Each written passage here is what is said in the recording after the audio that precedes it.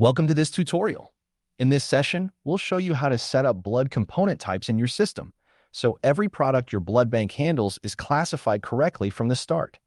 Let's get started. From the sidebar, navigate to Blood Bank and click it to open the Blood Bank dropdown. Then go to System Setup. This is where you configure the building blocks the rest of the module relies on. Now select Component Types. The page opens with a list of the blood component categories you've already set up, so you can review what exists before adding more. Click here to add a new component type. A short form opens with two fields, a name and a description, ready for you to fill in.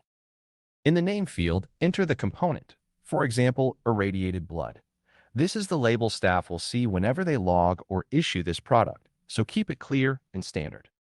Next, in the description field, describe what the component is for. Say, a specially treated blood product used for immunocompromised patients to prevent transfusion complications. A clear note here helps staff pick the right product with confidence when it matters. Now click Create to save it. Your new component type drops into the list right away. And that's a wrap on component types. You've just learned how to add and describe a new blood component to keep your system accurate.